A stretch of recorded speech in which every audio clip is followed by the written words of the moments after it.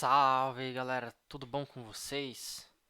Ozzy aqui falando mais uma vez, engenheiro de dados, e explicando mais a respeito dessa incrível plataforma de dados chamada Databricks.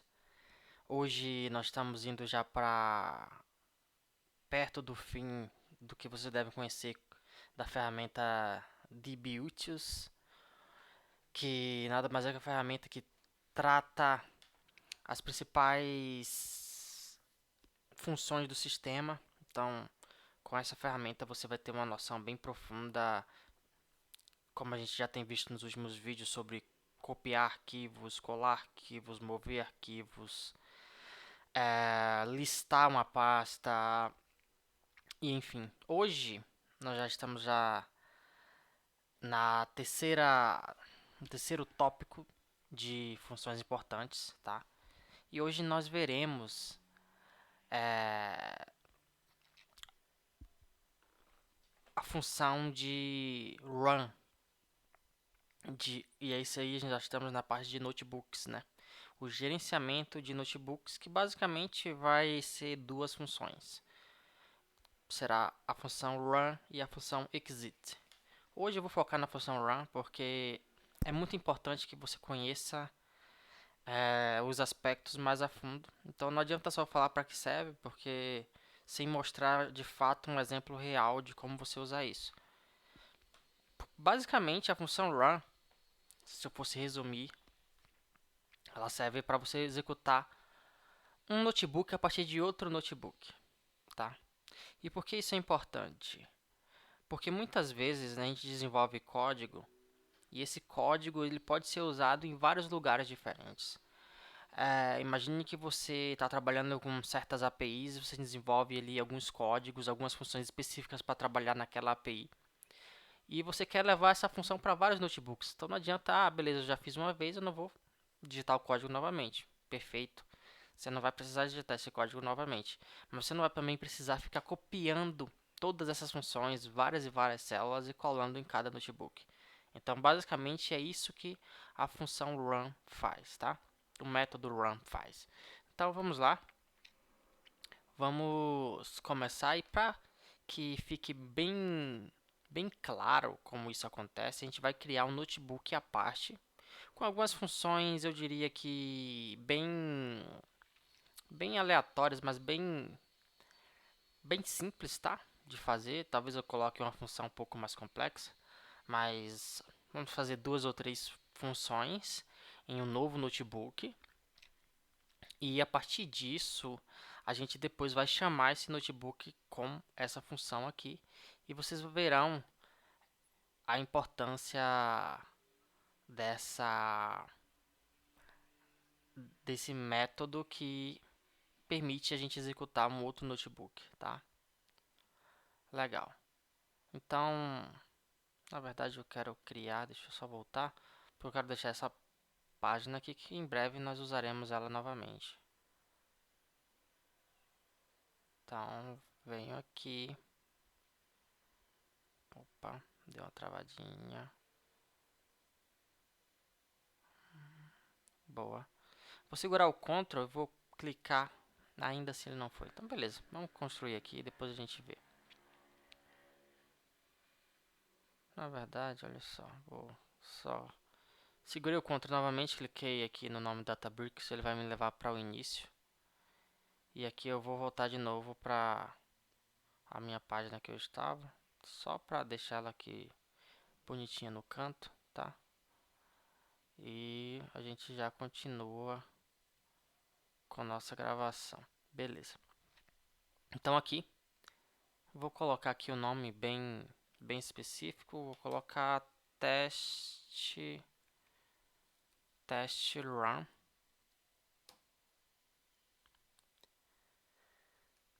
Tá bom assim, tá? Teste run.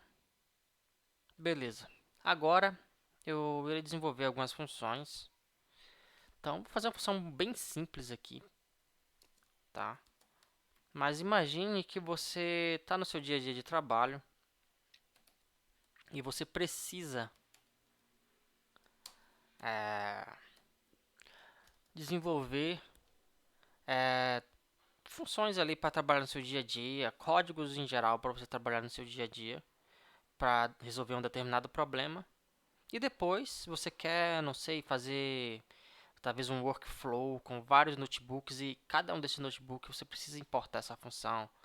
Pode ser uma função para, por exemplo, encriptar dados, né? Hoje em dia com a LGPD a gente usa muito funções para encriptar dados e de repente em algum momento você precisa desses dados desencriptados e é o caso de você novamente chamar essas funções. Pode ser uma função para reconhecer o que são CPFs, o que são outras coisas do tipo, tá? Então existe uma variedade disso. Eu vou usar funções bem simples, como essa de somar dois números e, enfim, tentar ver alguma outra, talvez uma função para identificar se o número é par ou não. Bem simples para vocês entenderem como eu vou rodar esse notebook a partir de outro notebook sem precisar levar toda essa massa de código que a gente vai construir a partir de agora, tá bom?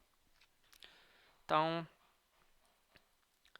def soma, tá? Estou fazendo a função para somar dois números, logo eu preciso ter esses dois números aqui, eu estou chamando de A e B, tá? Então, a função você pode colocar essas informações bem aleatórias e aqui é bem simples, eu vou dar um return e aí A mais B. Ótimo, essa é a primeira função, então lembrando, eu não tinha conectado aqui o notebook, o cluster, então preciso conectar para ele poder rodar essa função que eu acabei de criar. Lembrando que o cluster você pode criar ele não faço tão crio junto com vocês porque demora um pouco. Então eu prefiro ir direto ao ponto. Beleza, a função já foi criada, vamos rapidamente aqui testar.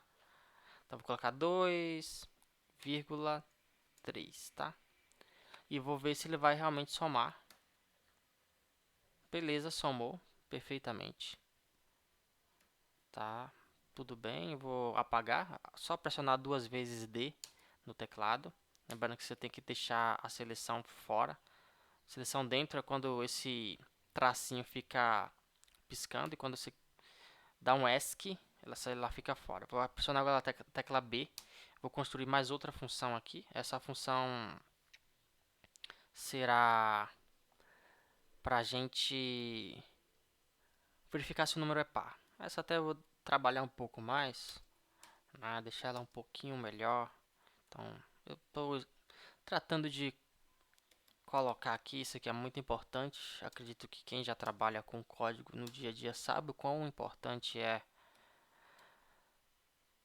você escrever a respeito do que seu código se trata, até porque muitas vezes você não só outras pessoas pegarão seu código para trabalhar, como também você pegará código de outras pessoas. Então é importante você ter esse hábito de criar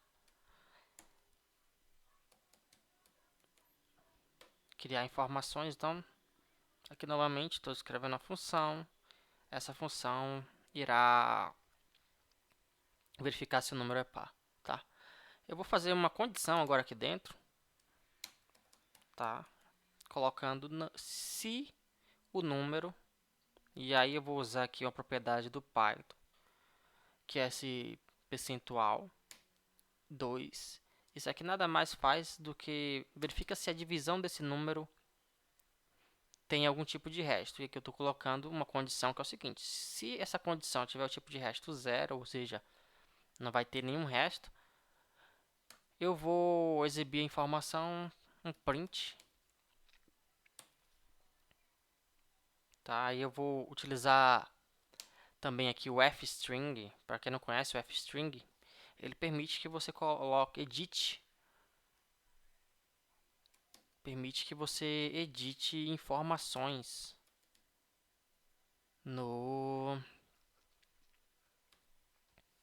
na sua string, tá? Então você pode aqui colocar essas duas chaves, abrindo chaves e fechando chaves. Dentro dela você coloca a sua variável e ele reconhecerá, tá? Ótimo, então aqui eu estou printando se toda vez que não tiver resto, será par. Ok? Ao contrário também,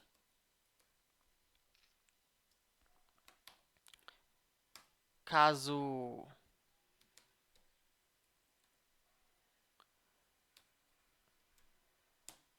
caso não seja verdade, fstring novamente, o número, e aqui eu coloco de novo,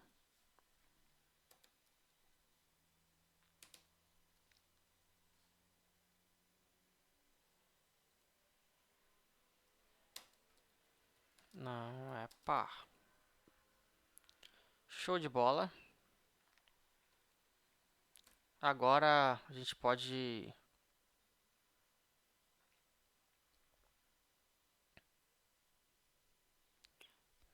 Na verdade, eu nem precisaria a palavra reservada return, acredito. Vamos só agora testar, ver se está funcionando. Então, eu não coloquei o E com acento, porque em Python ele não reconheceria, daria erro. Então, por exemplo, agora eu vou colocar o número 20 e ele tem que dizer que esse número é par. Se as leis da matemática não estão incorretas, é isso que vai acontecer. Exatamente, o número 20 é par.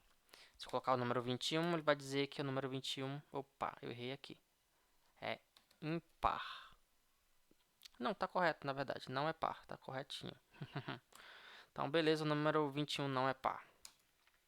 Então, por fim, acho que dá pra gente fazer uma função mais detalhada agora para vocês verem que é possível para qualquer tipo de função, seja ela uma função fácil ou uma função difícil.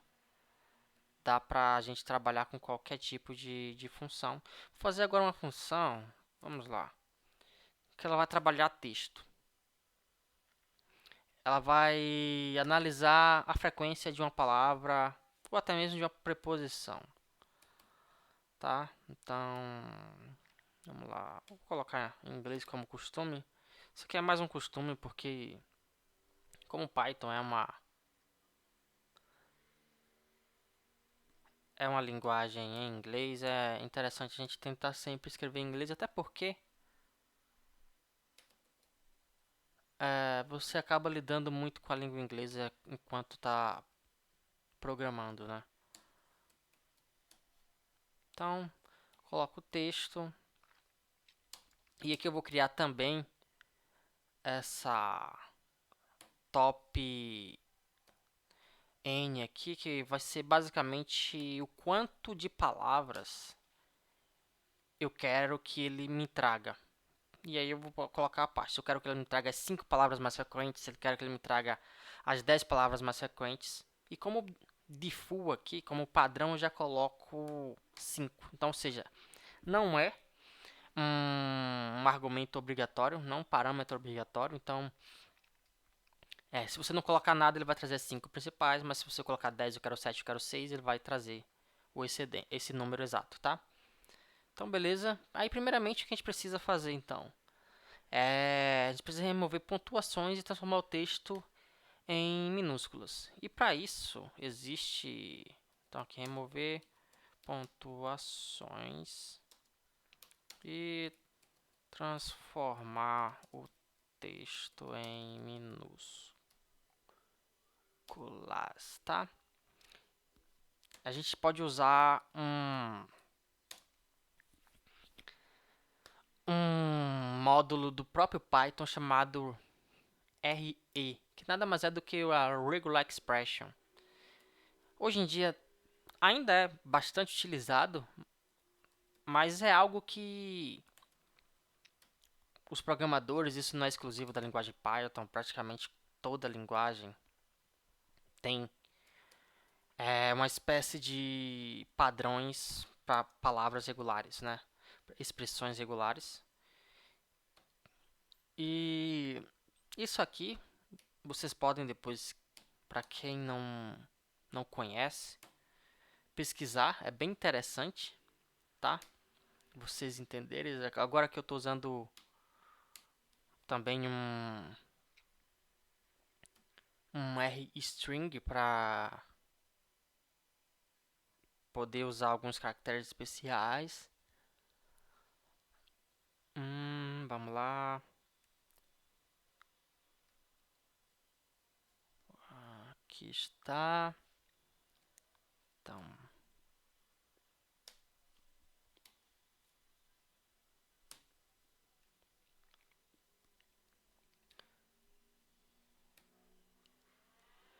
o que eu estou falando aqui? Eu estou falando que sempre que existir esses caracteres especiais ou palavras em maiúsculo, eu quero que ele se substitua por nada, tá?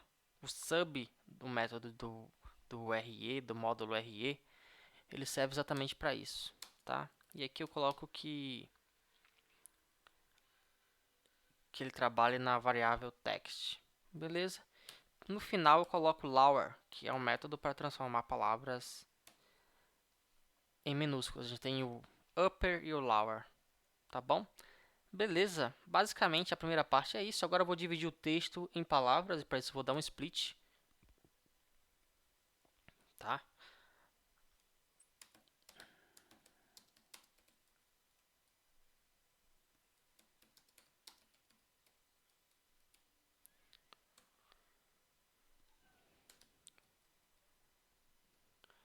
Já vou salvar aqui numa variável.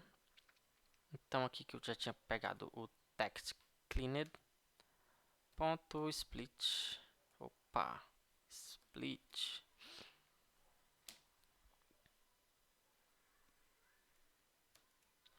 Ótimo. Vocês percebem que realmente essa função já é um pouco avançada, né? E basicamente é isso que vocês farão no seu dia a dia. Por isso estou pegando agora uma função mais avançada para mostrar para vocês como funciona. Não adianta nada eu fazer algo muito básico e não mostrar as capacidades que o método run podem oferecer para vocês. Agora eu vou contar a frequência de cada palavra, que é o mais importante.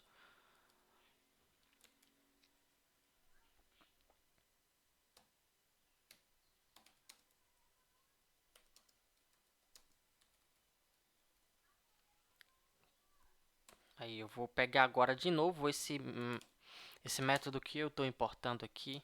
Ele pertence a collections, que é um método padrão do Python, já vem com Python, tá? É o método counter. Por que o counter? O counter já é um método que vai fazer isso aqui. Eu poderia também, e isso eu acho bem relevante fazer, mas se você quiser realmente treinar, você pode fazer do zero, fazer um counter do zero, dá um pouco mais de trabalho.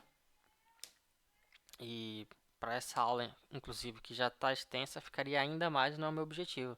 Mas o objetivo principal aqui é vocês entenderem como trabalhar dentro do Databricks, como é um ambiente muito legal de trabalhar, um ambiente que te dá liberdade. E isso é importante. É importante que você pegue essa aula depois, divida em vários subtópicos, tente fazer o que eu estou fazendo aqui, tá? Criar funções. Nada é simples no início, né?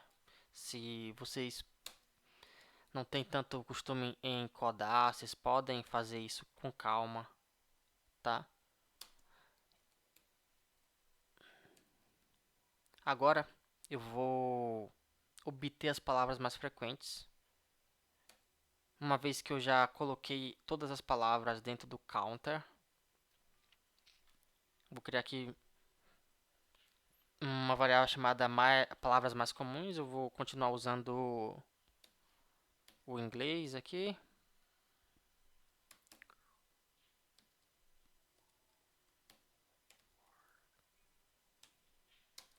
E aí eu vou pegar agora a word counters. Inclusive aqui eu vou até colocar um pouco diferente. Counts. Então, só copiar aqui e colar. E vou usar o método .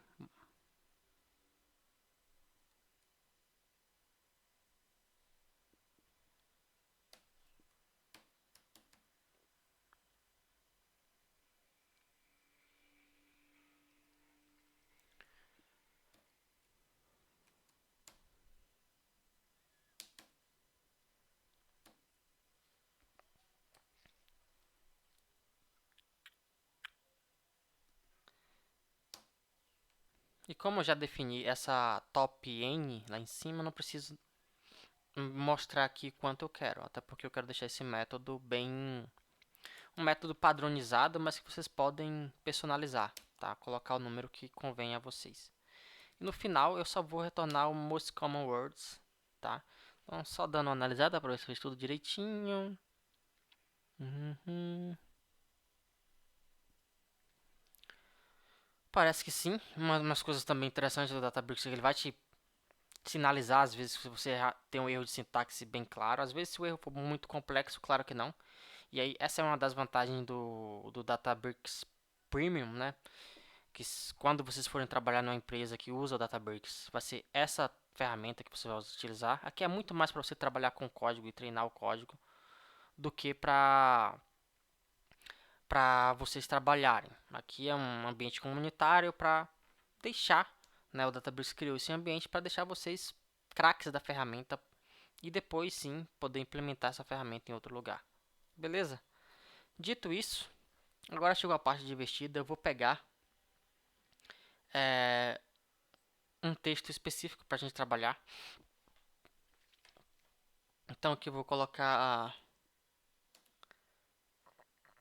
uma variável chamada texto e vou adicionar ela aqui. E o texto é bem simples, é aquela... Eu não lembro agora se é um cordel ou algo do tipo, mas é o rato, a roupa do rei de Roma, enfim. É bem legalzinho. Eu vou criar outra célula novamente, Shift Enter. E agora sim eu vou chamar a nossa função Analyze Word Frequency e vou passar a variável que eu acabei de criar chamada texto, tá? E é só esse argumento que é obrigatório, o outro argumento que nós criamos não é obrigatório. Então, agora sim, executando e obtenho o resultado. Olha só, você percebe que uma função bem mais demorada. Então, qualquer tipo de função você pode criar e vai funcionar perfeitamente. Tá, então aqui a gente percebe que a gente tem a palavra mais utilizada não é uma palavra, é uma preposição, é a letra A. Depois novamente preposição, a letra O. E depois a gente tem a palavra rato, que vem 4 vezes, depois do e depois rei. Tá? Só pra gente fazer algo mais... Às vezes sinto falta desse hard code de verdade, tá? Mas está aqui, criamos 3 funções bem interessantes. Eu estou removendo porque eu quero deixar só as funções mesmo e até esse texto aqui eu posso remover, tá? Na verdade, eu vou até talvez deixá-lo no meu Ctrl C aqui para já conseguir utilizá-lo.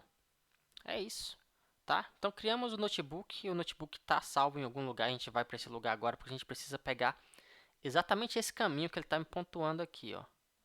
Que eu já posso vir aqui e pegar agora, mas vou explicar para vocês outra maneira também de pegar este caminho, que seria no seu workspace. Você pode vir no seu workspace. Vão ter vários arquivos aqui. O nome da aula é test run. Então você tem que procurar ela. Essa aula está aqui. Esse notebook, desculpa. Você vem nesses 3 pontinhos. Vai ter várias informações aqui. Inclusive tem uma aula no canal onde eu falo mais a respeito do workspace. Falo mais a respeito de outros serviços que o Databricks oferecem. Aí você vem copy URL ou path. Você vai pegar o path dele, tá? É a mesma coisa. Enfim. Agora a gente volta finalmente para o nosso notebook novamente.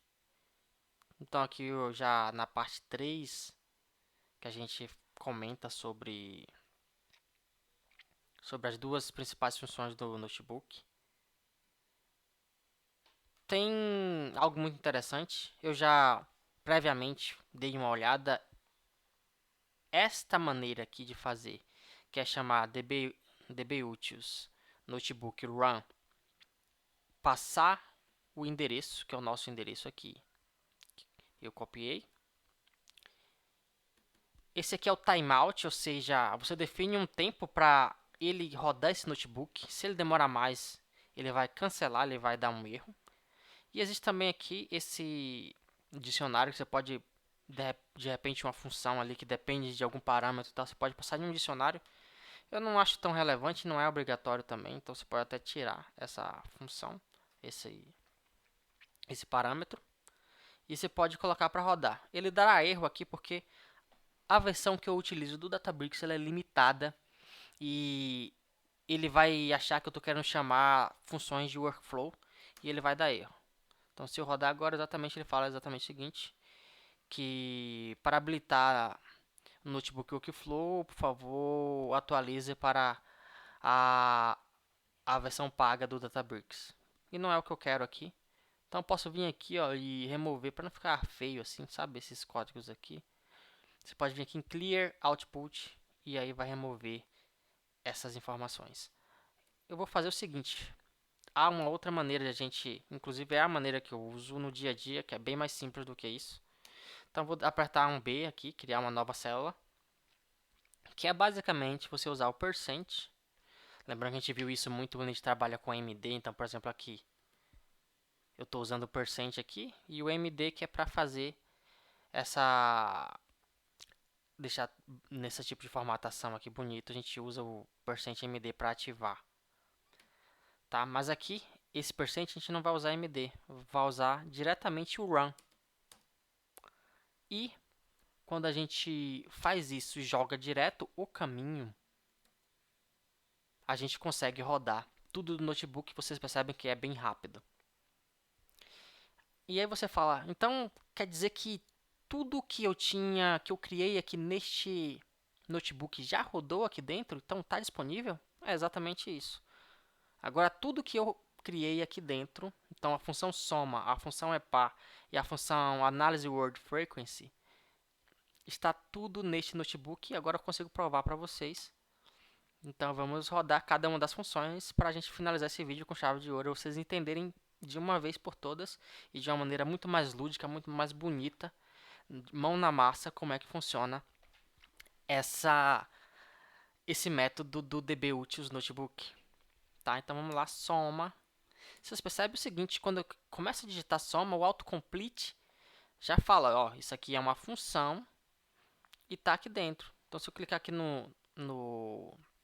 na setinha, ainda consigo ver mais informações sobre a função. Então, muito interessante. Então, de novo, soma. Se eu apertar Tab, ele vai me dar o autocomplete. E aqui ele vai pedir A e B, que são dois números. Vou colocar 4 e 5. Opa, vírgula, desculpa que eu não tinha colocado. Pronto. Com isso ele vai me retornar 9 se as leis da matemática funcionarem aqui. As leis funcionam sim. Brincadeiras à parte, mas é aqui. Vocês percebem? Eu não criei a função aqui dentro. Mas eu consigo, com apenas um comando, que é o comando run, trazer tudo para aqui para dentro. Vocês entendem a quantidade de possibilidades que a gente pode ter a partir disso? Isso aqui é incrível, incrível mesmo. Vamos utilizar a outra função que é a epar, né, que está aí, ipar, porque a gente não pode usar. Ele já aparece aqui novamente. Eu posso dar um tab e depois aqui abrir parênteses e colocar um número. Vou colocar agora um número aqui 40. E quando eu aperto Ctrl Enter para rodar, ele vai me dizer o número 40 é par. Olha só, vou pressionar ESC aqui, pressionar B para criar uma nova embaixo. Vou chamar de novo a função, tá? É par. E agora vou colocar 23. Ele vai dizer que não é par. Ou poderia ser a função é ímpar, o número é ímpar, enfim. Então vocês percebem que funciona. Por fim, eu vou utilizar a nossa última e mais complexa função que eu criei, que é analisar a frequência de palavras. Então, analyze word frequency. E aqui eu vou colocar palavras. Vamos ver se está fácil de encontrar. Deixa eu só, antes disso, claro, abrir ou aspas simples ou aspas duplas, aí fica a seu critério. E posso, colar, que eu uso muito o Windows V. Para quem usa Windows aí, é muito interessante que você consegue usar mais de um usar outros Ctrl+C que você deu ao longo do dia. Então aqui, perfeito. Eu agora posso pressionar Ctrl Enter e ele vai rodar para mim. E vai me entregar, através de uma lista, as 5 palavras mais utilizadas, novamente as mesmas palavras. Vou ser um pouco mais ousado aqui e colocar que eu quero as 10 palavras mais utilizadas. E tá aqui. Então tem rainha 2, I 2, D 2, roupa 2, royal 2, enfim. Então é isso. Este é um método muito utilizado. Você pode construir para um determinado trabalho, para um determinado projeto, várias funções ou partes de código, colocar em um notebook e com apenas uma célula você vai trazer todas essas informações. Você não precisa digitar de novo, você não precisa copiar, colar, nem nada disso, tá? Isso é muito importante. Confesso para vocês que existe até outra maneira, não é tão simples quanto essa, mas você pode até instalar, tá? Você pode transformar essas funções que foram muito úteis em uma biblioteca e instalar diretamente no seu cluster. E aí você não precisa mais importar nada, nem mesmo esta única esta única linha aqui. Me digam aí se vocês desejam entender a respeito disso também nos comentários e eu trago para vocês também.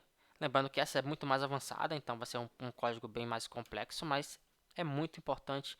Conhecimento é poder. Falo novamente para vocês, não desistam. É apenas o começo, tem muita aula para acontecer, muita coisa legal para acontecer.